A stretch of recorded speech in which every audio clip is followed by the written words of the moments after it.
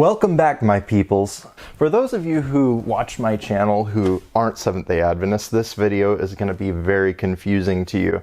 So if you want, feel free to listen to the discussion, but if you aren't understanding a lot of things, it's because I'm speaking a language called Adventese. Call now for more information about Rosetta Stone and get a free demo CD.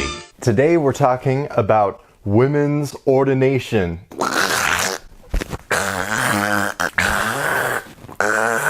Women's ordination has been a topic of discussion since as long as I can really remember, probably starting towards the end of my high school career.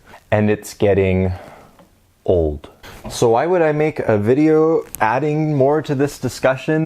You've got unions, which are one of the smaller parts of the Seventh-day Adventist Church. Some of these unions are ordaining women, even though in 2015 the World Church said no, to which the union said, we're going to do what we're doing, to which the General Conference said, oh no. Union commits an oh no, it can end the relationship. You've got a year to change your act or else. And the union said, what or else what? And recently we had another meeting which was basically the unions and the General Conference staring and looking frustrated at each other. Staring contest! So that discussion is shelved at least for another year. Then, last week, I watched a video called Young Adults Call for Unity in the Seventh-day Adventist Church. And here's a little clip of it right now. The young people see that our church is not in unity, and it makes them frustrated that our leaders can't come together and actually, unite to focus on mission, reaching other people instead of, somebody being ordained or not. That's not so important right now. Now, this video was published by a creator known as Unity in Truth. Now, I'm not sure exactly who's responsible for sponsoring that page, but one thing I do know is that they're definitely not in favor of women's ordination because they say, somebody being ordained or not, that's not so important right now. Which is probably not something that someone who is pro-women's ordination is going to say. And the video brings up a good point. Are we arguing about something that isn't the point? Now, that very day, another thing happened. I was at the seminary, which, as many of you know, is very pro-women's ordination, and my professor said something like this: why is this such a big deal? Shouldn't we be focusing on the gospel? Why doesn't the General Conference just leave us alone and we can ordain women and get back to the business of preaching the gospel? Do you catch the problem here? You've got both sides calling for essentially the same thing: unity of the church so we can keep preaching Jesus. But there's a problem. Both groups call for unity in the church, but one group says, let's have unity and preach the gospel and do what the GC says. And the other group says, let's have unity, preach the gospel, and continue to let unions do what they're wanting to do. Now, here's a short story coming from my personal experience. I've pastored at 4 churches, and at one of the churches I was pastoring, my lead pastor was out of town. He called me and said, Sam, I need you to do some marriage counseling. I have never done marriage counseling before. I don't know what to expect. What am I going to say to these people? And so I tell him that. I say, hey, I don't feel like this is something I should be doing. He says, oh, relax, don't worry about it. They're so messed up, there's nothing else that you could do to mess their marriage up any worse than it already is. Thanks, boss. Thanks for the vote of confidence, right? It's the last thing I want to hear, right? I'm like, oh, great, I'm in for a doozy. Is this the right one for an argument? So I go into this meeting and I sit down with both of these people, and wouldn't you know it, the husband says, I don't even know what the problem is. We should just be getting back to life. And she says, I don't know what the problem is. We should just get back to our marriage and do the things that we're supposed to be doing. They didn't want to talk about the issue. And here's the point.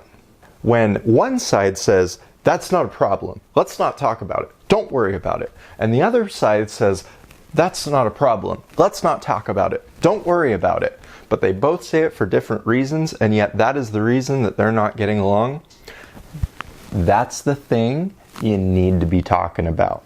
And a lot of people, I know, they're really frustrated. No, the gospel, preaching Jesus is the most important thing, and I agree with you. And I also think that there are more implications to this whole argument than just whether women are ordained or not. The issues are much deeper than that. And if we as a church don't start discussing these things as a family, getting counseling, if you will, then we're facing a split up. When there's a problem and no one wants to talk about it, and you kind of want to hide it, but for different reasons, that's not conducive to unity, as much as it sounds good.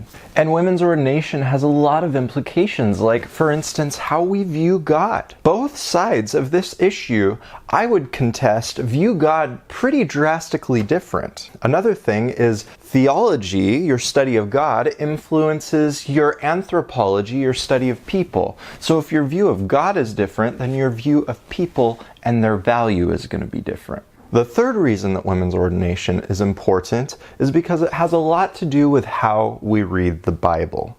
And these are important questions. Depending on what your view of God is, and depending on what your view of people is, and depending on how you read Scripture, the gospel in and of itself that you're going to be preaching is going to be pretty different. And we need to get on the same page, because I think that God still has a lot for us as the Seventh-day Adventist Church to accomplish.